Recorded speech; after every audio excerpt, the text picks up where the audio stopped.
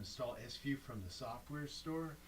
But this Okay, one, you had to go I'd like to get to the started. side. I'd like And to it's a little bit different. welcome everybody to the monthly November meeting, and especially people who came in person and navigated the construction zone I have going on here.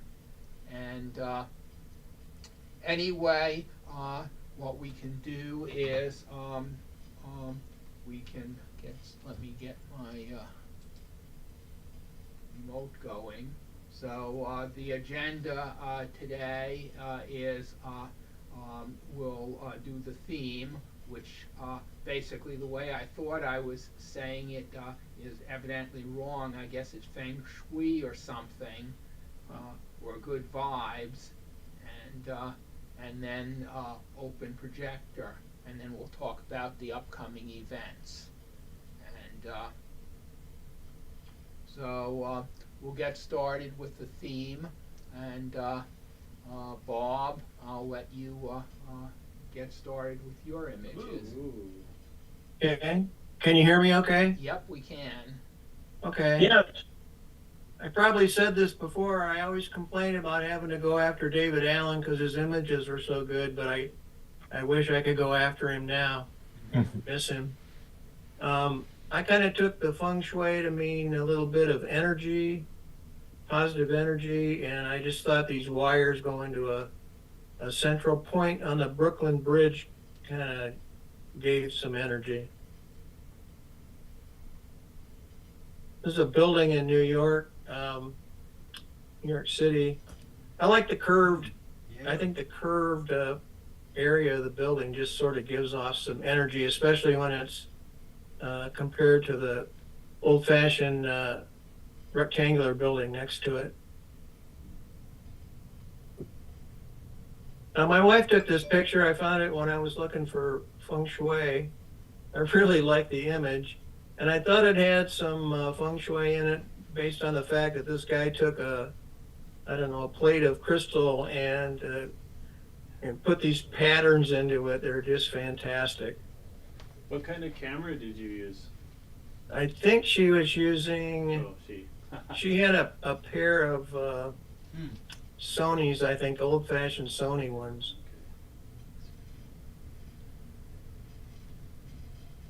And this one, when I saw it, I just kind of heard in my own mind the water, the spray hitting the water there and making a noise, and the rainbow showing up.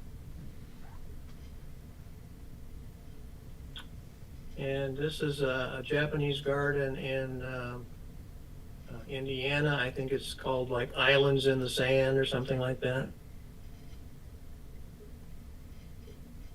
This one, I like the way they arranged the display. The uniform there, I can almost hear that guy playing the drum there in front of him. Got the trumpet down there on the bottom, and you've got the pictures of the marching band to the side, which I think just sort of tells a story. And this one, I don't know, kind of the light rays coming down to create some energy. Fountain with the sprays going back into the middle. And this one, I don't know, I guess it's the energy of that plant growing next to that old tractor, as if the old tractor planted it somehow. Yeah, it actually looks like it's in the middle of the coming up through the blade. Yeah. And you guys can correct me if I'm wrong, but I think this is a Japanese garden in Portland. It looks rather like it. It Yeah. does. I've been there once.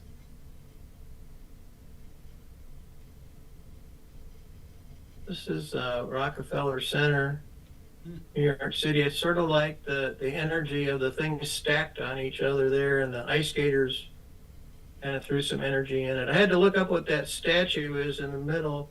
That is Prometheus who stole fire from the gods to give it to humans. Never knew that. And this is a Japanese garden in Seattle. And you know, it's interesting because you look at these Japanese gardens and you may not know where they are, but you know it's a Japanese garden. Yeah.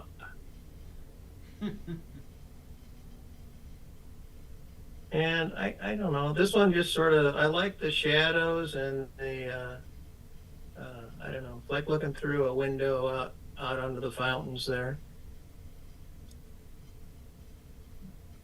Okay, thanks, Bob. Yeah. And Ken. Okay, I thought about feng shui as, and I'm probably mispronouncing it, harmony and balance with nature, and I thought Japanese gardens, typified that for me. Um, Probably this is badly aligned. I'm sorry about that. This is Anderson Japanese Garden in Rockford, Illinois, and so nearby. I wanted to do.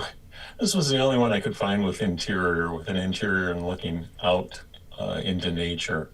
And I think the Japanese, with their design, have captured that.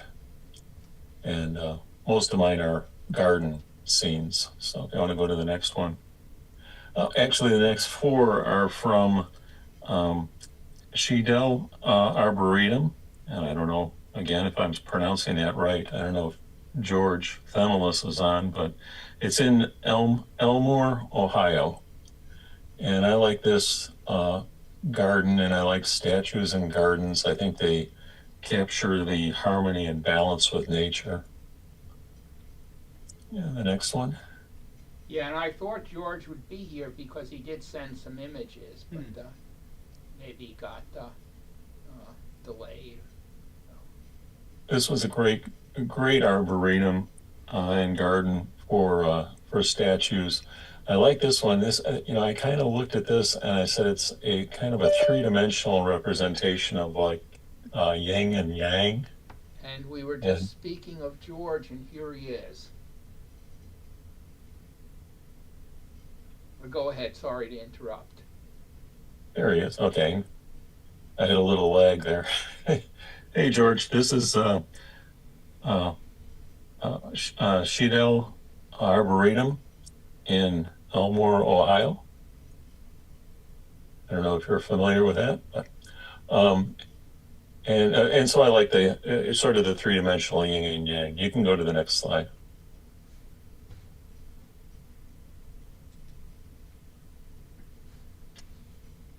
Okay, and I do think this is the same garden, same arboretum. Their Japanese garden. You can see the stone lantern and the is it a torii gate in the back? All the design elements, blending nature and design and balance. And of course, the literal, I guess, definition of feng shui is wind, water. And water and wind are definitely part of Japanese gardens. Next slide. Another stone lantern. And I like the reflections on this and the bridges in the gardens.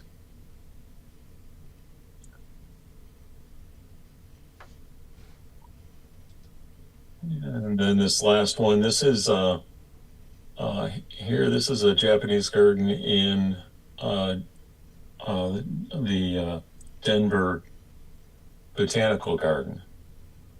And I like the reflections and the design of the plants and just the layout and the reflections.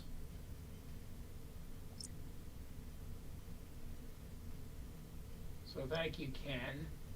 And Thank you. Bob came just in time for his images. So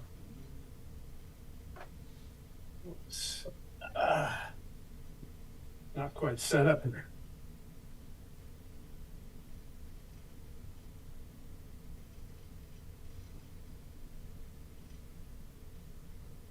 Am I on here? Can you hear me? Yes, we can. Oh, okay, great.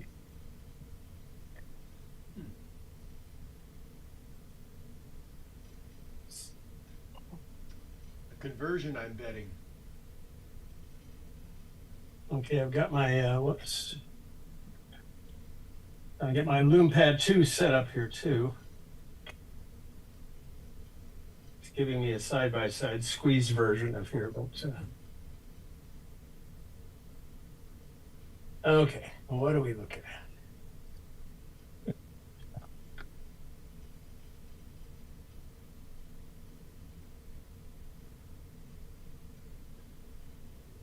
Ah. Delay due to Stereopix rooms? I guess I'm seeing an image on my Lume Pad, but I'm not seeing anything on my monitors here. It's a man and a woman gazing at Yeah, a this was portrait. taken at a museum in Havana, Cuba. And this is a conversion.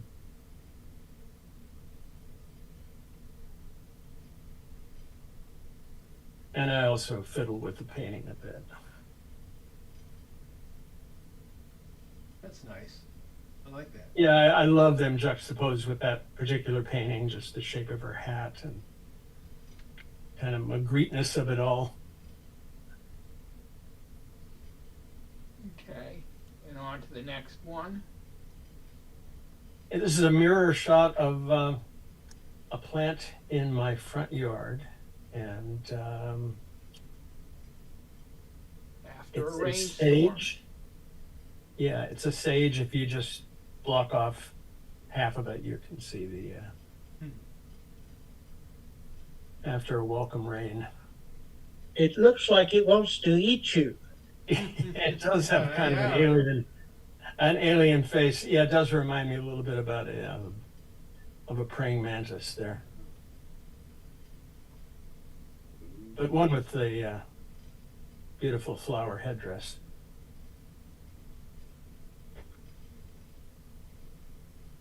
And this also looks like a mirrored. Yeah, this is a mirrored image. Amazing. So what is this one? This one. And this is a Chihuly glass exhibit. Okay. It seemed to have a lot of mirrored shots in here. This was at an NSA convention in Portland that we attended. And I did manipulate it a bit. The center, which always presents a problem with mirrored images, I cut and pasted something into the very center. And also, I took one of those egg shapes on the right and blew it up and put it kind of being held up by that centerpiece. Mm. But other than that, it's as experienced. It's an amazing exhibit. I'm sure it'll be around sometime in the future. But yeah, this particular piece is twice as tall as most of the people looking at it. And now these two mannequins in the window. Yeah, I didn't know if this really qualified as feng shui, but I just love this shot. This I discovered at the recent ISU. Walking around Wageningen at night, I discovered these two kind of between outfits. And her anatomy, I just wondered who designed her. She's a little I recognize that. little hippie in the wrong places. But I love the signage and thought about calling it open all night. But Wageningen After Dark. And this was shot with an iPhone, Cha-Cha. Yeah, and it looks just like your background. Yeah. That's fun. What is it? I mean, what are we looking at? Oh, I'm delayed here. I'm still looking at the nude models in the shop window. I think you're looking at yes. Infinity mirrors. Yeah, this was at the Mall of America in Minneapolis on our last Okay. 3D Con.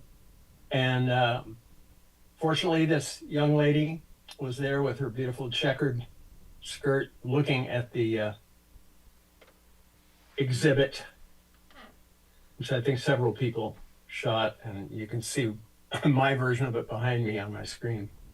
But I just love the juxtaposition and the color and her patterns and the light. It looks like windows over there, but I think that's a display of some holograms. Looks like the exhibit goes past the back wall. Is it? Do you see that thing, or is it me? There was, I can't There's a lot of that depth. well on, you're saying a figure, a ghost figure back there? No. Oh. The depth goes back all the way to the back wall and nearly past the wall behind the exhibit. Yeah, I mean, I liked it. I pushed the illusion forward. The piece that she's looking at, that's kind of coming through the window so that I could get that depth back there. And she was very kind enough to hold still for the chop shop. What camera did you use? This is an iPhone 15 Pro Max. Mhm. It's this little baby here. Okay, thanks. I can highly recommend. I have the spatial glass screen protector on here, which also turns this into basically a miniature Lume Pad.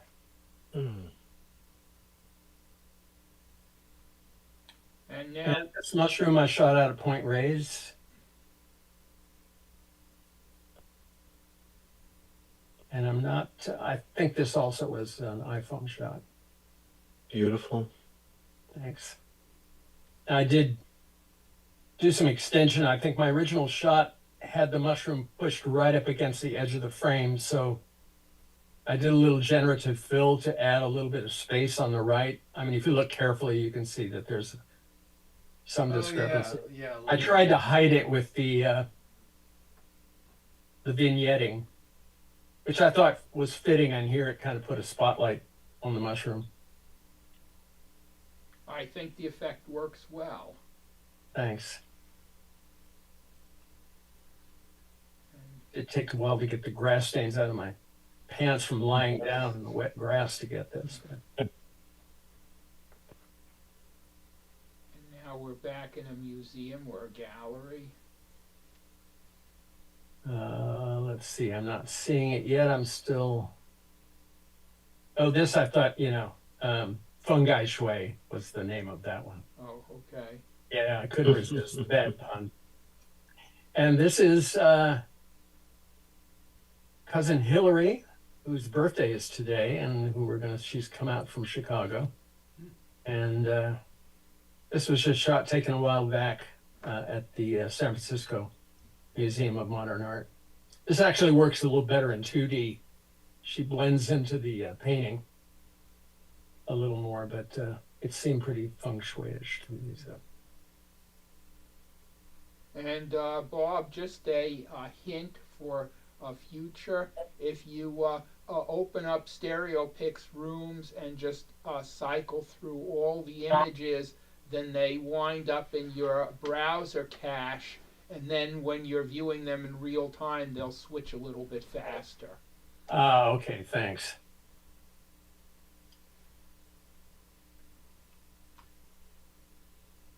And so this looks like an M&M thing. Mall of America, I bet. Oh, more. Yeah, this is Mall of America. This woman called to me visually, she was walking down that walkway. I confess I cheated a bit. I threw in an extra M&M into that back room there. That blue one was not there. Everything else is as is. And a moonlit evening. Oh yeah, this on a recent trip after the ISU went to Italy, and this was in Venice, I believe. It hasn't popped up on my Lume Pad yet, but yeah. Walking around Venice at night. Ring around the moon?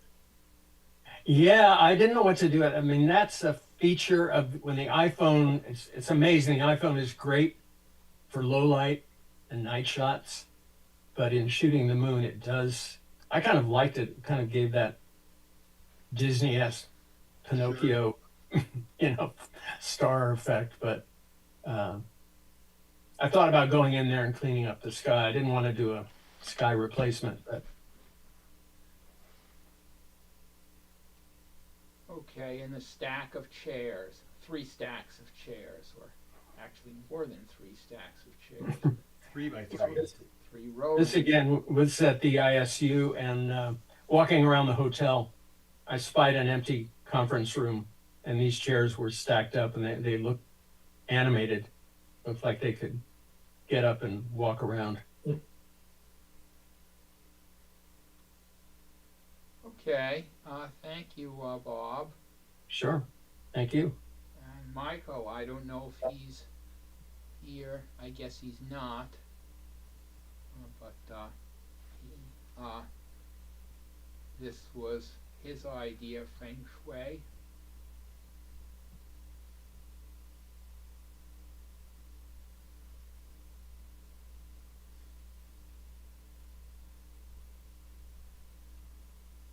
And so I've been cheating because I haven't been taking out my camera. I've been using AI. So basically I asked for how images showing how cats improve the feng shui of a home. And so this is what I got. Really hard to find any clues that it's not real. That's actually the most accurate representation of feng shui we've seen yet. Oh, well, thank you. And so maybe AI isn't so dumb, or maybe once in a while it isn't so dumb. And this was a second image from that same prompt.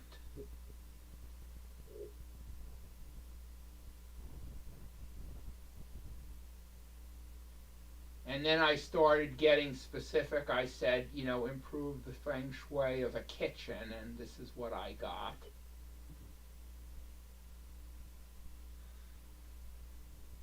And, there's actually 2 cats. The first one in the foreground is the one that pops out, but then there's one up on the shelf too. Mm-hmm. And then this was a bedroom.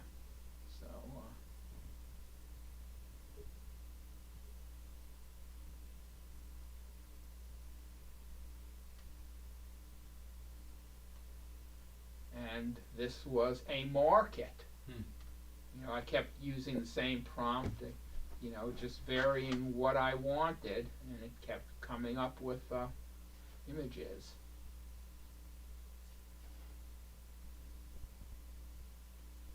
And this was a garden, and look at that, it's a Japanese garden.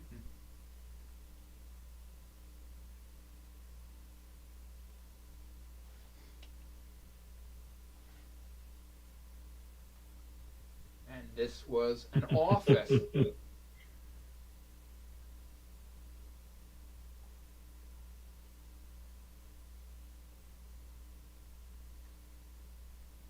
this was, I don't remember if I asked for a library or a bookstore. I think I asked for a library.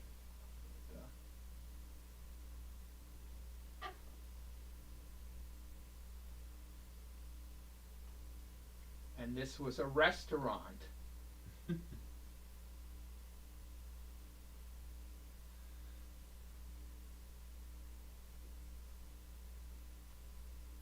this was an automobile dealership.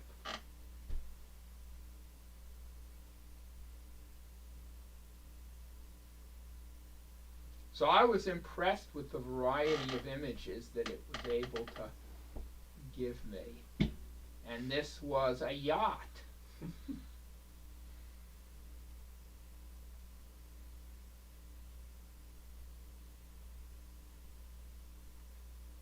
And this was a private jet.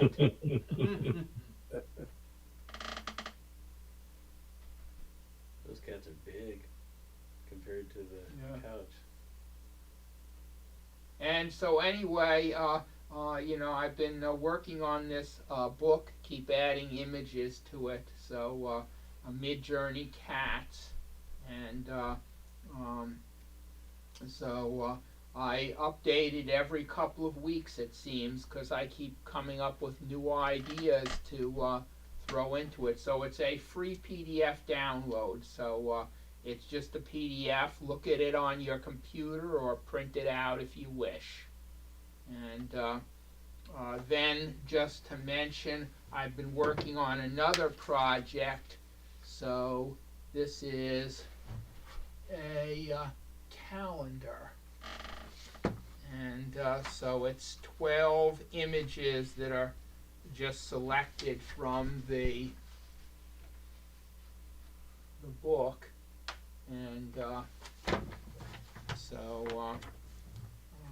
I just tried to come up with images that seemed appropriate for the month. And Now with Mid-Journey, with your subscription to that, does that cover all these images that you've created? Yes, so Mid-Journey, basically I'm on the $10 a month plan, or actually I pay $96 a year, and that covers commercial or non-commercial use. It covers any use I want to make of the images. And I haven't had to, you can buy extra time if you run out, but on the $10 a month plan, since May I've generated or about 200 images that are in the book, and I haven't run out of time. So it's I've been doing fine on that plan. So the 3D conversions are done by Owl 3D, and the plan that I'm on does not permit commercial use of those. But the 2D images, I'm not limited. And so anyway, the calendar I showed, I'm sending it off to the printer tomorrow. If you think you might be interested, put it in the chat or email me. I'm not sure how many copies I'm going to get, but it's too close to to Christmas and the end of the year to try and poll people and see who really wants it. So I'm just going to spring for it, and I may have many more than I need, or I may run out. I don't know, but I'm just going to put in an order and see what happens.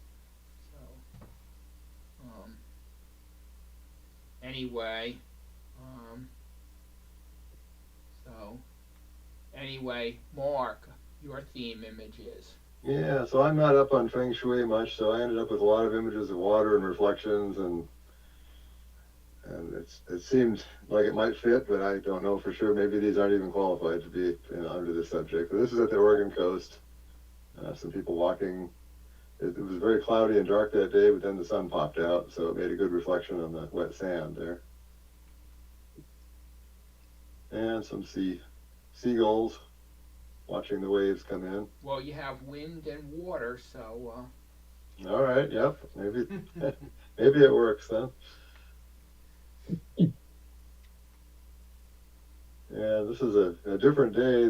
The water had churned up some sea foam along the shore there, so these piles of foam were just sitting there blowing in the wind. And another coastal scene, some rocks jutting out of the sand there, but I like the wet sand, the way it reflects the sky and the other items around it there. More foam being brought in by the waves.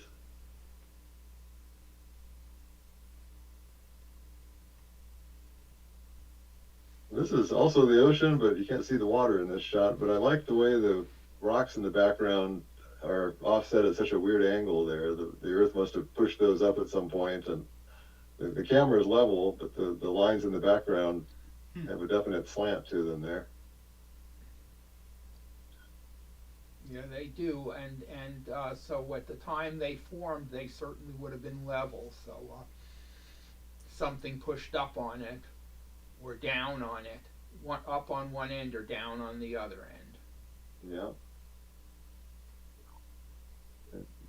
Similar, the camera's level here, but the lines in the rocks are all very slanted. Interesting. This is the Ghost Forest in Nescoin, Oregon. It's an area that used to be a forest, and there was a large earthquake that dropped the whole level of that area down to sea level. So the stumps are still there, but it's a former forest, and at low tide you can go and check them out, sticking up out of the sand there. There's another shot from a different angle. Yeah, this is the Columbia River in Astoria, Oregon. I just like the motion of the waves coming in as the boats went by. They'd send these little waves in to the shore. And Big also, bubble. yeah, there's a guy blowing these giant bubbles at sunset at the beach. So got a couple of those in here. I like the motion and the reflections on those as well. Wow. Yeah.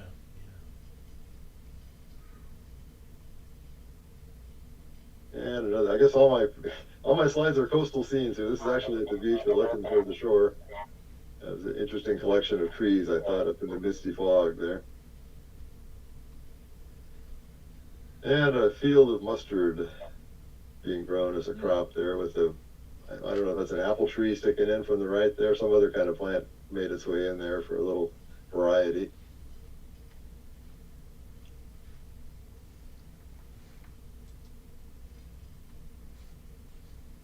And I just happened to be near a building that had been taken down, and sunset was going on with these beautiful orange clouds. So I threw this section of the building in front of it just because I needed some foreground for the sunset there. But I like the angles of the lines and the curves of the rebar sticking up there. May or may not have anything to do with Feng Shui, but I do like the motion. Okay, thank you, more. You know, after seeing all the variety of feng shui interpretations, maybe I should have thrown mine into the theme. I only have 2 pictures. I was experimenting with. I wanted to like have stairs going up as if you were looking up a pyramid, and the actual picture I took, the stairs came down about the same length as the whole picture, so quite a bit further, but it was breaking through the window, so I cropped it to here.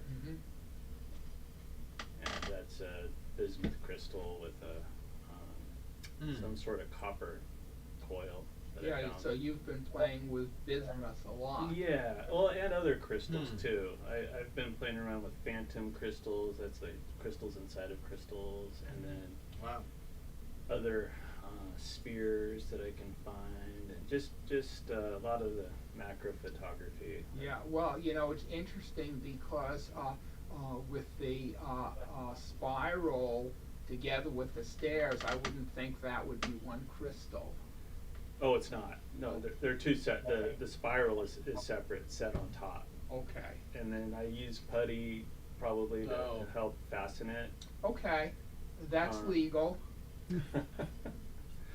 And you can see the hairs. Man, I got a dog. Sheds a lot. I don't know where that dust came from. Oh, it's a little bit here and there. Yeah. So eventually I'll get exactly what I'm thinking of in my head on there, but yeah, this one's all right, I think. Here's another one. And looking at it now, I see things I would update, but it's essentially the same bismuth crystal, except there's a marble on there. And I would probably take the reflection off front and maybe get the focus a little bit better in the back. I kind of like the it's an artifact, the glow, but if you like blink your eyes, like on the right hand side, it's not complete. And that's a software artifact from the focus stacking software. Yeah. But yeah. So is this a composite, or is it in real life you had the crystal and the marble together? Yes, in real life I had them together, and Okay. And I actually, again with this one, the stairs came down about as far as the length as the height of the whole picture, but I broke through the stereo window. I didn't have the stereo base correct, so and to take the picture, I took an SLR camera and turned it on its side, so it was kind of more of a portrait view. And can you say a little bit about how you do focus stacking, or how focus stacking works? Yeah, so the camera has just first off, the camera has a macro lens and some extension tubes, and then what I do is I have a like a rail that I basically I take maybe 20 pictures, and every time I take a picture, I don't have some cameras you can like automate it, but I can't with mine. So what I do is I just slightly, like a millimeter, move it forward, and I take another picture, and then I move it forward and I take another picture, and I take 20 pictures like that, and then I move the camera over on the rail for the right eye, and then I do the same thing, and then I take those two sets of pictures, and then with the focus stacking software, it basically just takes out anything that's not in focus and layers it up and then compresses and so it. that's why the left and the right, your images aren't going to be taken at exactly the same distance, and so I don't think that's a problem with the software. It's a problem with the fact that you're not moving a precise distance. So I think, I mean, I'm not saying there's anything wrong with that, but I think that's why you're getting the artifacts. I don't think it's from the software. Interesting. If you had like a pair of cameras that you moved together, then you wouldn't get that artifact. I'm not suggesting you go buy another camera, but I think that's the explanation. Yeah, that would work, but in order to get the shots close enough, I don't think you could with the cameras. Okay. However, there is a camera, I think it's a Canon, I don't remember the number, but if it's automated, it'll automatically, you could set up how close the shots are, but I don't know. Okay. I don't know how much those are. Too much for me, probably. Okay, well, I mean, it's still a good shot. It's fun. I mean, it's always interesting to discuss techniques. Yeah. And what size lens did you use to capture these macros? I cannot even remember right now. Yeah, this was actually several months ago, and since then I've been working on other things like making hard copy things that I can give as gifts, Hey, these are really nice. Well, thanks. I'm gonna work at it some more. Yeah, hope to see more. Okay. Thanks. Thank you, Carl. Yeah. And Bob, you have some open projector. Yeah, apologies to Ken and George who've seen these. This is from the 3D Con in Minneapolis this summer. First excursion on the bus trip was to Hot Sam's Photo Park. And there was designated parking. And I just got a kick out of this creepy doll fence area, so that's what I made my little show of here. I guess.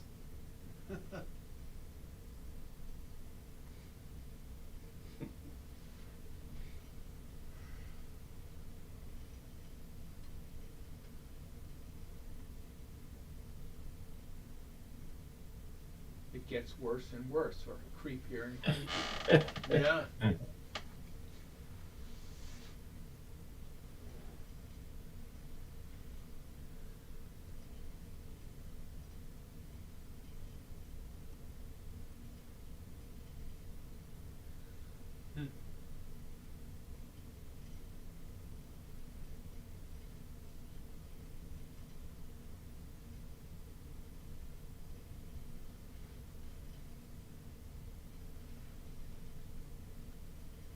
it's an unusual attraction. Very unusual place. Those buttons.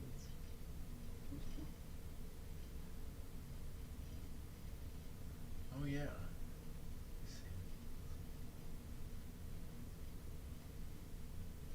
I thought she was the creepiest.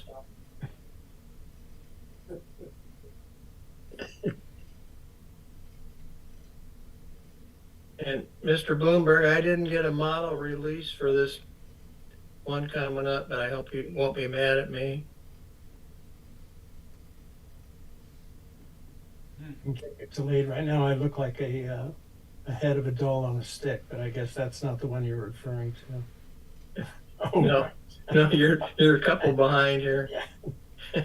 I'm working on a show of this very subject right now, so it'll be interesting. Okay. Hi, everybody.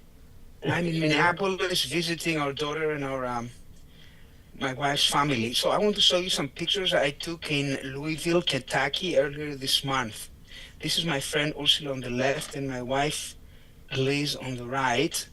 Next. Some pictures from the downtown area, famous for its bourbon. Next. Interesting display of horses in the main road there in downtown.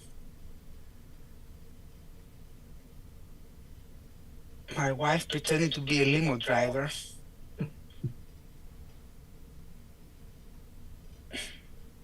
There was some public art.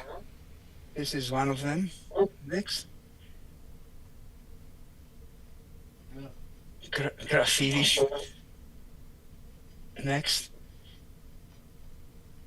I like this one. This is called the Statue of David. It's 30 feet long.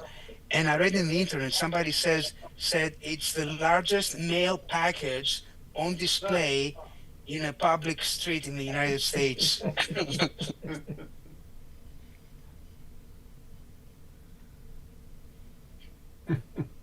Now, there was the home of the Slaggers, the Louisville, Kentucky, the home of the Slaggers. There's a museum there, so I photographed this group taking a selfie at the end, and then the same picture, I cropped it. Next, if you want to see the faces of the people, it's exactly the same people, but cropped, the same picture. Yeah, and you had done some other examples of that same technique, because if you have enough resolution on your camera, then you can crop it and Yes, which is like as if I was using long lenses or zoom lenses, but I'm not. I'm using 24mm wide angle lenses. Now, what were we doing in Louisville? Next picture. We're there to run. Oh, okay. We're there to run the Louisville Marathon, and this is Ursula carbo loading the night before the marathon. Next. So I ran the marathon with Ursula and my wife. She was clever. She only did the 10K. Pretty good idea. Next. It was a beautiful course and we enjoyed it. There's some runners here. It was quite a, I don't know how many, maybe 1,000 runners. It was, very well attended. Next. Yes, so I wrote down, for me, this is marathon number 119. For Ursula is marathon number 45. By the way, she's a stereo photographer too. So her goal is, before she turns 50, which is happening a year from now, she's going to turn 50, she wants to have completed 50 marathons. So she has 5 marathons to go in the course of a year. Next. This is an interesting picture. Now, the guy on the left, you see, he holds a sign that says 4 hours, 4:00. He's called the pacer. Big races have guys like these pacers. So his job is to pace a group of people to finish in 4 hours. Obviously, he's a good runner. He can finish himself faster than 4 hours, so he's holding himself back to pace these people. And when we saw those, Ursula said to me, do you realize these people are 2 hours ahead of us? 2 hours ahead of us. We still have 3 hours to climb the mountains. And look at the difference how they're dressed. People that run fast, they wear nothing, and Ursula in the rider's jackets. Anyway, next. Oh, this is a sad thing. I saw this memorial and I took a picture of it. And when I went home, I Googled the name of this little girl. And it turns out she was a high school girl interested in photography. And one day she had the crazy idea to climb up this structure to the railroad track at the top. She and her friend to take pictures. Well, the train came and hit them. And she was killed and her friend was injured. It's just a really sad story. Next. This is my last picture. Well, my time in this race was 6 hours and 12 minutes. It's a little bit slow. I used to run in 3.5 hours when I was younger, but now 5 hours will be a good time for me. But I was staying with Ursula to go slow. Now, at the turnaround, it was 13.1 miles out and then back. We looked behind us, and there was only one runner behind us, so we're basically in last place almost. Well, it turns out Ursula passed 15 runners in the second half, and I sprinted ahead in the last half mile, and I passed like 19 runners. Now, running slow and having walk breaks, it's nice for the body and, you know, makes you finish strong and enjoy the race. That's it. Thank you, George. Mhm. Okay, so open projector. I hope I'm not abusing people's attention here, but I have some more cats. Yes. These were basically, we didn't have a Thanksgiving theme, so I just figured I needed some Thanksgiving cats. So, Cornucopia.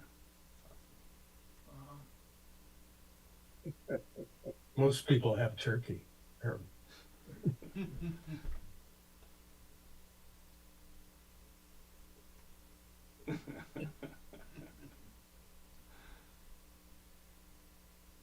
So basically, the Owl 3D did some funny stuff with that fork, but Oh yeah. but anyway, I still like the picture.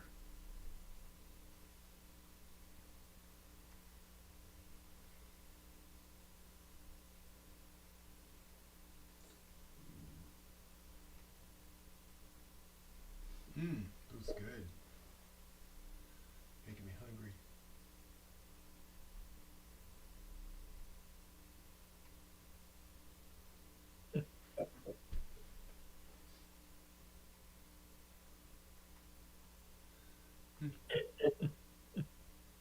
Had the whole family over, it looks like. Yeah.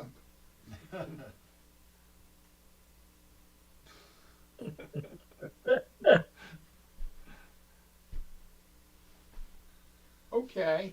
So anyway, all of those are in the book. So. All right, so last night I went to the Trans-Siberian Orchestra concert here in Portland. Oh, They wow. come around once a year around Thanksgiving time, between then and Christmas. So I took my W3 along, and I wasn't seated as close this time as I've been in the past, so some of these images don't have a whole lot of depth, but they put on quite an amazing stage show. And you're on the other side of the stage this time. I think this is the first time you're on the left side of the stage instead of. Yeah, I was on the other side several times in a row, so I thought I'd try something different this time around and get over on the other side. But I just wish I was down a little closer, though. Some of these are a little flat. Sometimes some lights will shine up toward the camera, like in this shot, so it gives you a little bit of depth. The last time I went to see them, I had 2 cameras with a bar, and they wouldn't let me take the bar into the place. Yeah, they're pretty picky about what they call professional gear. So. Well, anyway, the first time Mark did this, instead of a bar, tell them what you brought, Mark. Oh, well, one year my wife and I came each with our own separate camera, a 2D camera, and we sat 4 seats apart from each other and shot video, and it turned into hyper stereo video of the show. And they wouldn't allow tripods, of course, so it was very difficult to align. I had to go through the video and align every 5 frames or so to keep the 2 frames aligned with each other. But it actually, I wish there was a way to show that in our meetings. I wouldn't mind showing some of that. But they're actually on YouTube. I believe you uploaded them, the 3D. Maybe so. I haven't uploaded to YouTube in so long since they kind of got rid of all the 3D support. But yeah, there may be a few out there still. Well, I think there are 4 of them that were on YouTube. I'm fairly sure. So. Okay, I haven't even looked at that or thought about it for quite some time, so you may be right though. Yeah, if anybody's specifically interested in that, put your name and email in the chat, and I'll try and find those YouTube links for you, and because I know that actually I wonder if it was in the 30th anniversary booklet that I may have put them down. Otherwise, I'll have to go looking through all sorts of stereo views to find them, but. Okay. Well, they have these crazy risers that go up and down during the show. So in this one, you can see a guitarist and the violinist towering way up above the stage there briefly.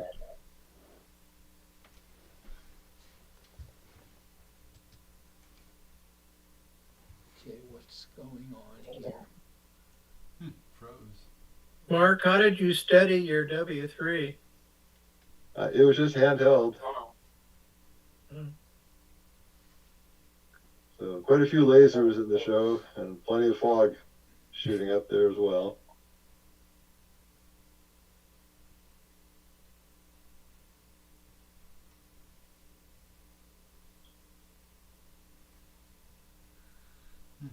I shot a whole ton of shots and a lot of them didn't come out because of motion blur, but some of these, like I managed to snap this one just as these women are holding their arms out steady out in front after they just moved them down. So you have to kind of time the motion to try and freeze it like this.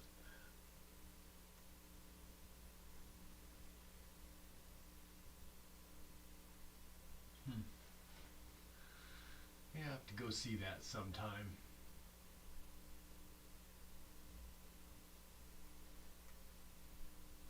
And they have quite a bit of fire effects too. And that's very difficult to capture with the camera because it's big, but it happens so briefly that if you are just a couple milliseconds too late, you miss it.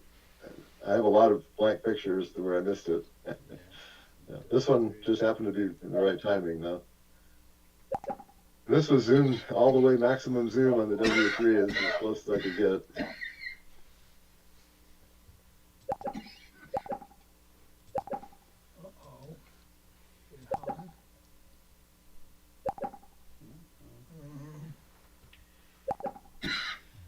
These are really sharp and vibrant for W3 shots. What kind of post-processing do you do? Do you sharpen these up in No, Stereo actually, Photomaker? since I just got home with these late last night, I was doing good to just get in the Stereo Photomaker and align them, and I didn't do any color adjustments or sharpening on them. Mm-hmm. Really sharp. So apologies, I think my computer has hung. Uh-oh. Or has it? No, there it goes. Oh, there we go. There's some more of the fire all along the stage there. What's the name of the song they're so famous for? They always play it. I can't remember. Yeah, they've got a couple albums of Christmas songs, and I know there's a couple really popular ones. I can't think what the titles are on those either right now.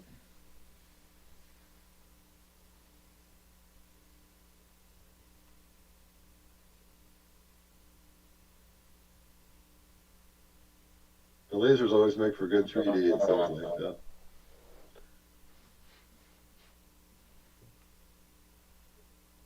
This one I like because that one light is shining right kind of up above me, and you can see from where the source of it is.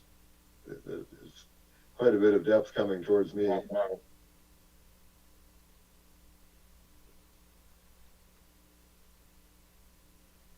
Yeah, more fire and flames there. Wow. Okay, thank you, Mark. Uh-huh. Okay, so coming up in December, we have the theme is games and hobbies. It seemed like an appropriate theme because Christmas, maybe people will give or get games and hobbies. So, and then of course open projector and show and tell. In January, the theme is patterns and rhythm. So that should be an interesting one. And then we'll also select images for round 2 of ISCC. And so that's January. And so we didn't have, any videos to show this time or any themes to select, so it's a shorter meeting than usual. So the meeting's officially over, but hang around and talk about, anything that's of interest. I have a question for Yes. all you knowledgeable folks.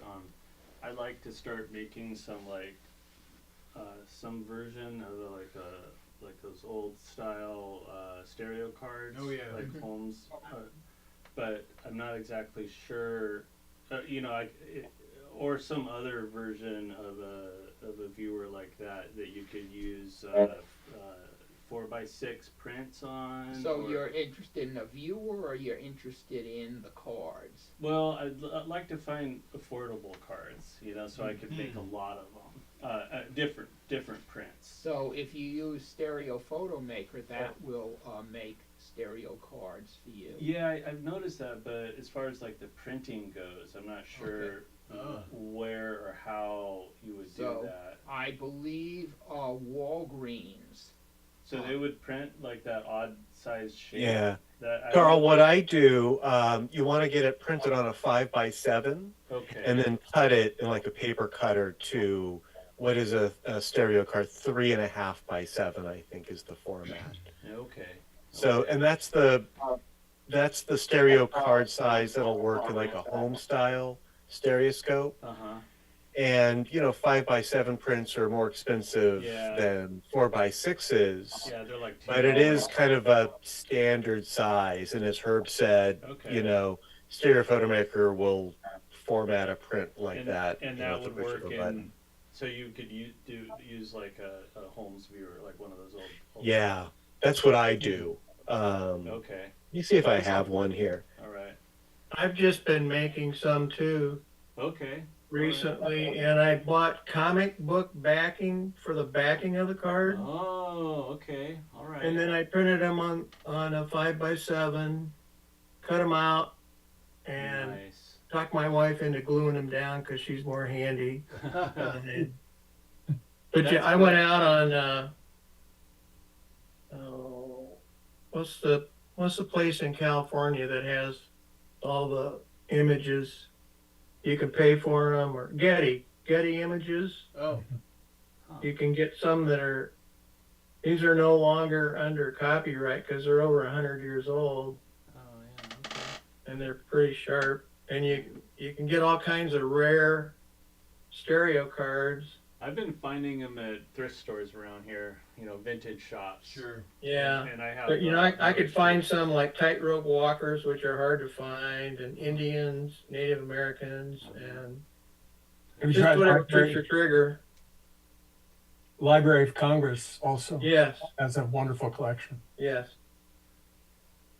If you're doing your own pictures, I print 3.5 by 7s on 8.5 by 11 paper.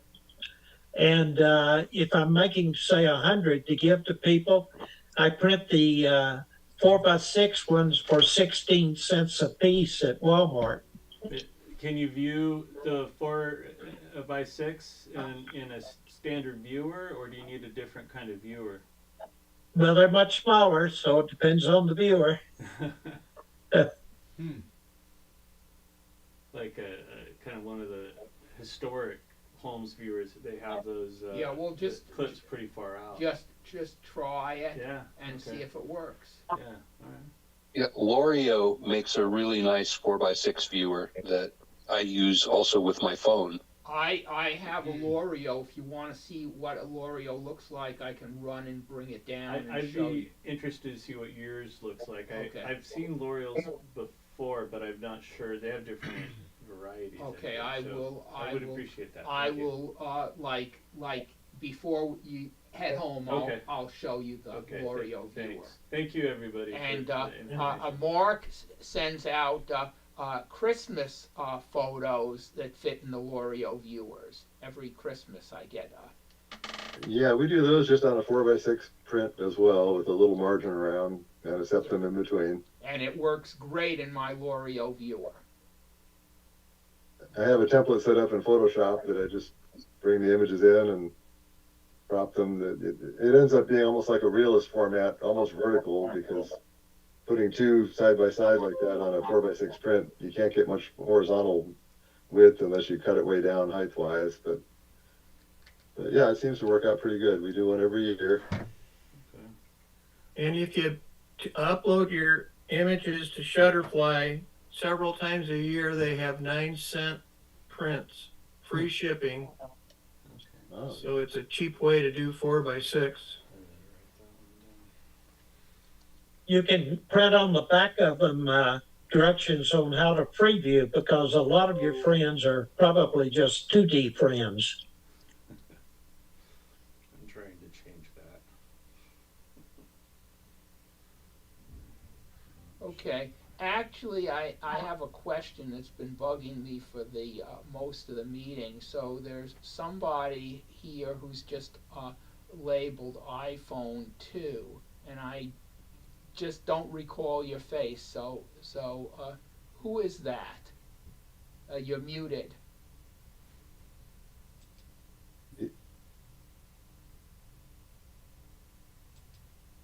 He's a buddy of mine named Tracy. I'm not sure. Oh, okay, yeah. So he was here last time. Okay. Yeah. There we go. Yeah. Okay. Now it is unmuted. I just had to turn it the wrong way. Okay. So thank you. You know, I said I know I've seen him before, but I can't remember who it was, and so I thought, okay, if I sit here for the whole meeting, I'll remember, and then here it is, the end of the meeting, and I didn't remember, and I was sort of too embarrassed to ask. But I guess it's better to ask than just to not have your question answered. So thank you, Tracy. Herb? Yeah. And thank you. So Herb, I wanted to mention, I've been doing my own AI cat experiments. I was going to show some tonight, but they didn't really stand up compared to yours. So I'll show them next month. Okay. But I know that something you've mentioned is that Midjourney will put in a soft focus background, and it'll ignore your requests for deep focus. Well, I've been experimenting with Gemini, which is Google's AI, and I've been experimenting with ChatGPT, and these are more general purpose chatbots, of course, that also do image generation. The results aren't as nice as yours. But one thing that I've found, and I'll show this next month, is that if you tell the AI chatbot, the image generator, in your prompt that you plan to convert it to 3D, so please follow the rules of stereo composition, have distinct foreground, middle ground, and background elements, and use deep focus throughout, in that case, it'll respect it, and it will give me a sharp, deep focus image. If I don't tell it to do that, it'll almost always give me a shallow depth of field. That is yeah, it's worth trying. That is very, very interesting. I'm certainly going to give that a try. And I'm curious to know what your results will be. yeah, and so an interesting comment that right now I have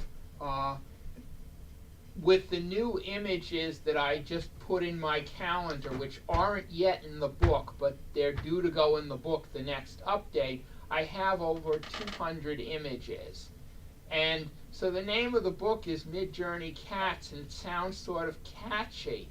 And so now I'm sort of trapped because I can't switch to Gemini or Google, because then I can't keep calling it Midjourney Cats.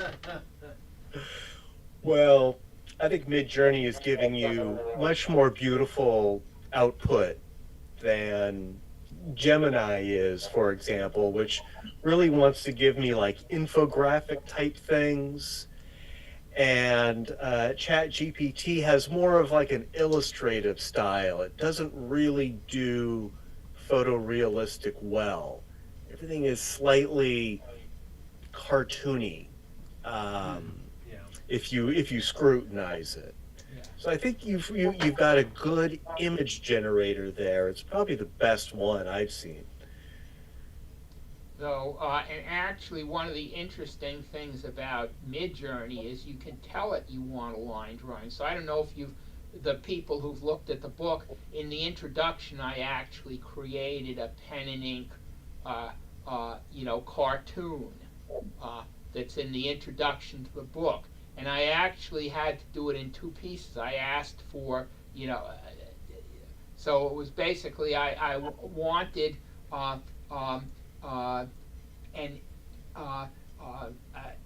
gallery that was displaying AI images, and there are two cats walking out of the gallery and saying one of the competitors cheated. That was a real photo. It wasn't AI. And so I created that as a pen and ink cartoon. Now, you drew it?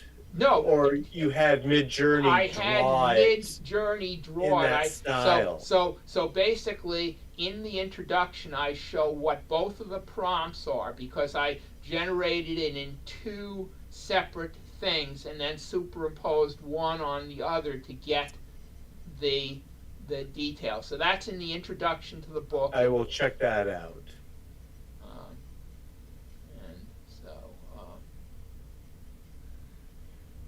So yeah, I'll submit those for next month. I'll have something not as good, That'll be but interesting to see, I'm sure. inspired by Herb's Midjourney cats. Well, yeah, thank you. So I mean, I've been so busy with this that I haven't even had time to do anything with my camera. I've just been, but trying to get cats to pose, it's a lot easier to get them to pose for Midjourney than for a real camera. She doesn't understand. Phone kicked off. Yeah. Stuck in my I wanted to make a note about feng shui a little more generally. Years ago, I saw a report on some TV show, and I mean like in the 90s. Apparently, feng shui is a big deal in real estate in Asian cities. And this one report featured Donald Trump studying feng shui, and he had this sort of it was kind of like a toy roulette wheel kind of a thing that that was a guide of some sort. Well, I think really what you're supposed to do is pay very much attention to compass directions. If you have to build your building on the hill and the hill faces the wrong way, no matter how much effort you spend inside, you're not going to have good feng shui because it doesn't match the right compass direction. Yeah, I've heard something like that. I guess I'm not sufficiently devoted to it to care. Yeah.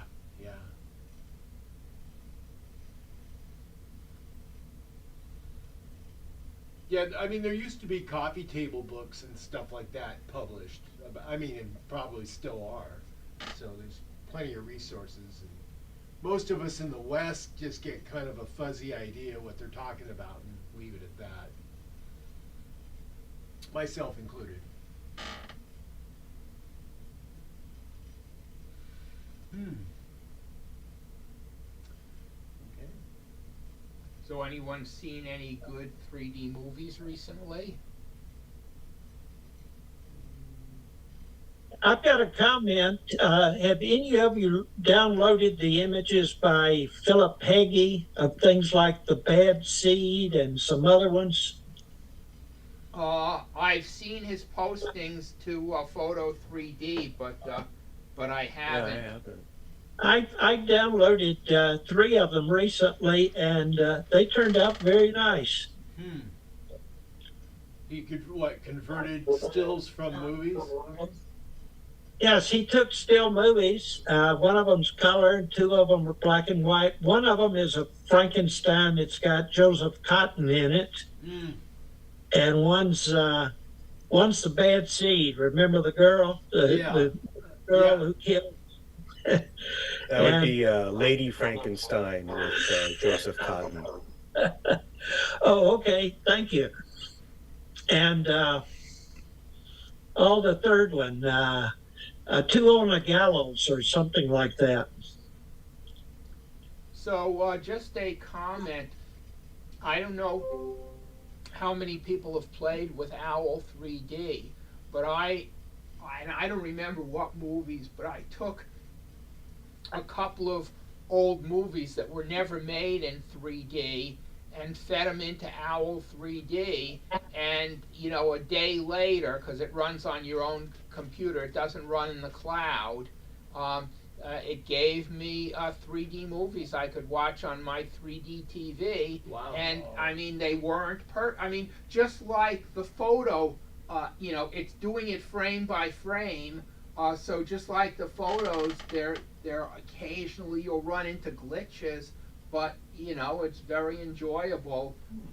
And Immersity, if you pay for Immersity, it charges you per minute of a movie. If you have something that's a 5-second video, it charges you for a whole minute because it doesn't charge you for fractions. And basically, it gets to a point where it's pretty spendy.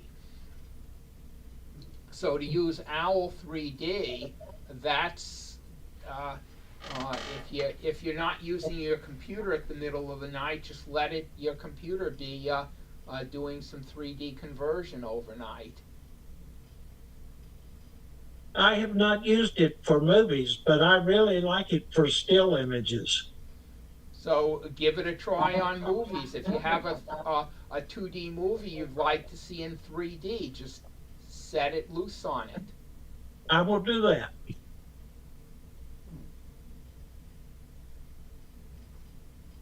I'm trying to think of the last 3D movie I saw in the theater. It might have been Elio. Have you seen that? Elio? Yeah, it's a Disney movie that didn't. So I think didn't get a lot of. Last one I saw in the movie theater, which shows how long it's been, is the second Avatar. Oh yeah, that was good too. Yeah, but I just this TV is so good. I'd rather watch it here and not have sticky feet and not have people standing up in front of me or turning on their phone and seeing the flashes. Well, there weren't many people in the theater for Elio, but it was a sci-fi kids movie. But it 3D in the theater, but they don't release it anymore, so on Blu-ray.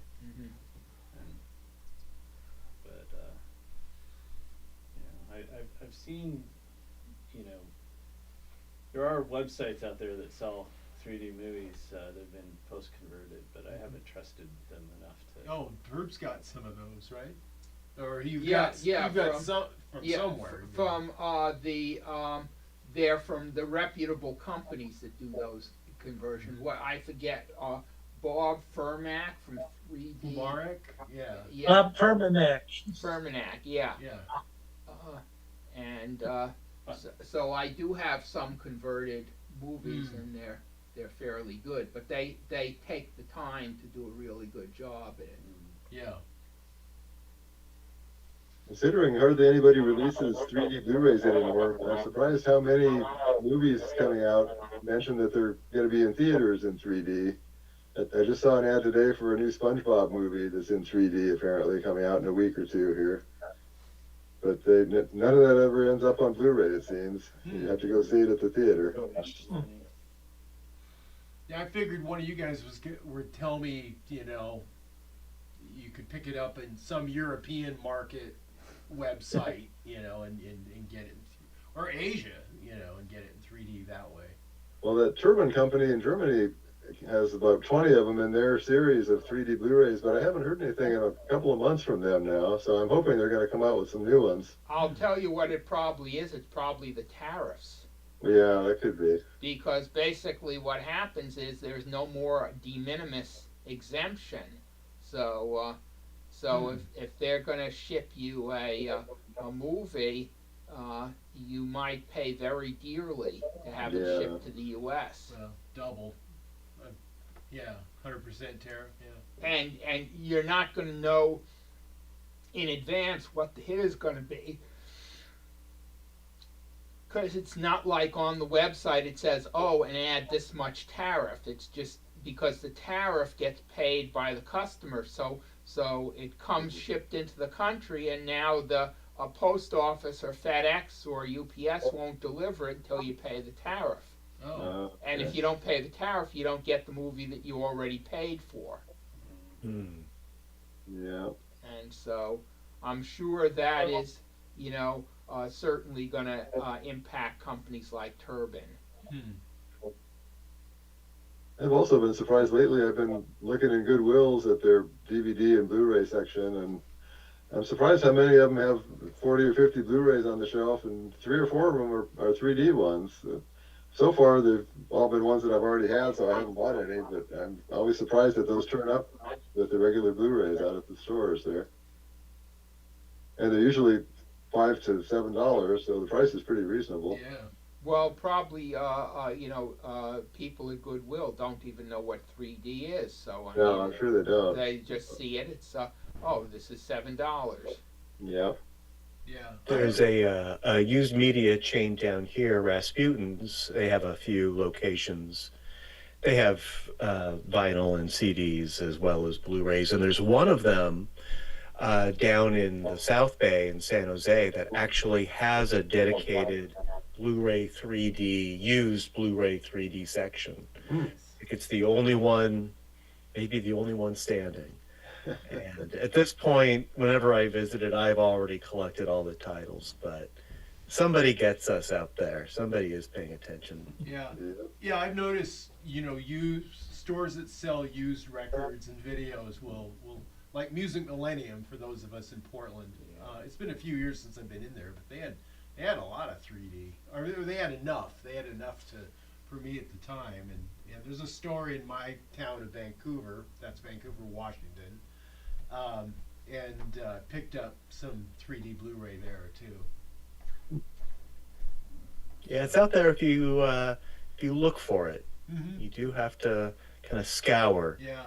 Well, eBay, you know, eBay will still have somebody selling, you know, I've got 75 3D Blu-rays. Just go down the list and pick the ones you want. I just picked up Hotel Transylvania's 1 and 2 in 3D on eBay. $12 for both. Great deal. Perfect Halloween 3D movies.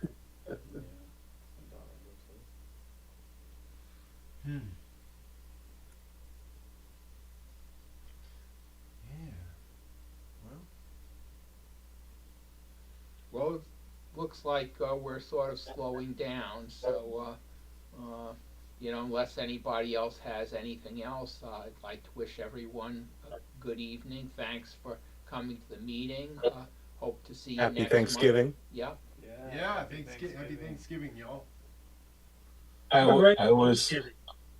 was interested in what Matt and Herb were talking about on prompts, and I just asked Gemini to provide a detailed image prompt for Midjourney for a good 3D or a good photorealistic image that I could turn around and use in OWL 3D, and it gave me a prompt. If anybody wants to see it, I can put it into chat. If you can put that in chat, I would very much like to see that.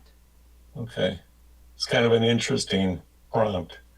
I started out because I know there's a Discord server specifically for Midjourney, and I asked if there was anything in there, and they said, oh, there's no specific like channel for stereoscopic stuff, but there's a mixture of stuff. And here's what it This came is up really with. I don't good. know if this would work at all, but I can certainly give it a try. I saved the chat so I can play with it later, and thanks for sharing. And actually, I know a lot of people really think Discord is great. I think that anybody who label or names a social media channel or group Discord, I mean, I'm not into Discord. I'm not into conflict, and so, but basically, I generally find Discord a very frustrating site to use. So I actually use Midjourney from the web interface and not through Discord.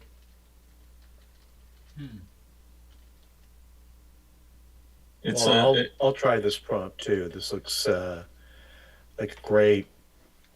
This looks like it'll convince the image generator. yeah, there's a whole section of knowledge talking about what constitutes a good prompt engineering and things like that. So it's a whole science, I guess. Yeah. So there's one thing about your prompt that I already don't like, and that is in my Midjourney Cats book, I print the prompt below each image, and there's no room for a prompt that long.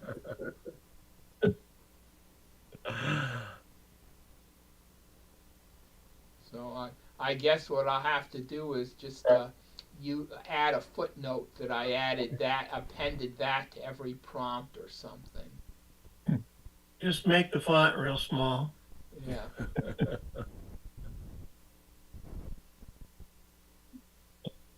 Well, great slideshow tonight, everyone. Yes. Yep. Thank you so much. That's Thanks, fine. Herb. And Lee, I will let you know when your books arrive. Okay, I think it's supposed to arrive today or tomorrow, Well, according to what the post office wrote on the paperwork. okay. Well, the post office has come and gone today, and it wasn't in today's. So maybe tomorrow. Okay. Lee, did you get my information? My address for that? I sent, you are in the Ohio area also, right? No, in Illinois. Illinois. I think I sent one to you there. I'll double check. Okay. Okay, great. Thank you. If what's your email? If I don't have it, I'll ask you for it. Okay. You want me to put it in chat now? If you don't mind it being in chat. Oh, that's okay. If I can open up a chat window here. I lost it. Mine is very easy. Lee@pratt.us. It was interesting to think about this, because I know a little bit more about 3D, and you could see how they did like 3 layers, and you're kind of like, where is the good place to put the word balloons? Discussing this. Oh yeah, here I'll hold them so they can see. So I put it in chat. If you want to save that, then you can. Okay, fine. Thank you. And the address, I'm looking at the paperwork from the post office. What city? Stillman Valley. This one's from 1953, and this one's from 2023. Anaglyph. 1953, This Captain one. 3D. What I'll do is I'll go back and I'll look and I'll resend you the email exchange, All right, fine. so you'll have it quick. Okay. You won't get the book quick. It's taking them about a week or more to deliver them. Okay. Okay. Thank you very much.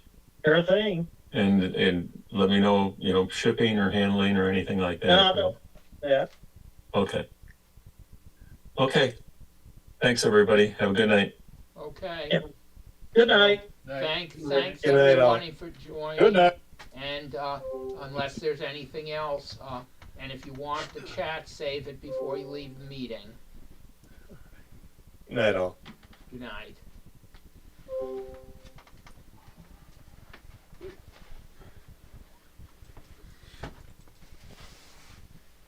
Okay, so let me get you that.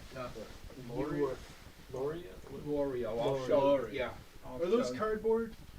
No, it's plastic with Plastic. glass lenses. I think it's okay. glass lenses.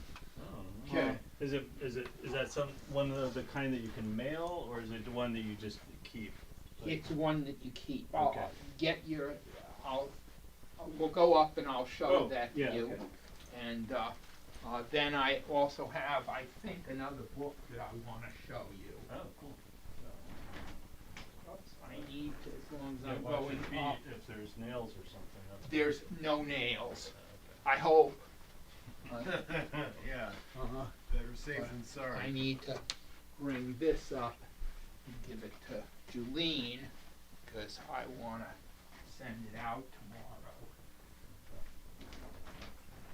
So they sweep every day, so I mean it's still dusty, but there's no, more. I love these magnetic. Did you see the Carl? Did you see what they're building? No, but he mentioned it. Yeah. See what, Oh, down here too. okay. Right, the boat's ready to take off.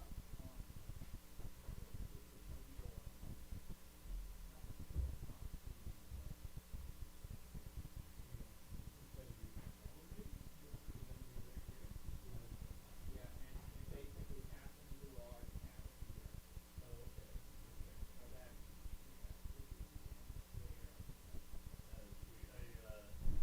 but basically I figure, okay, everybody I know who, lives, to be, let's say, 90, they eventually need an elevator down their cruising. Yeah.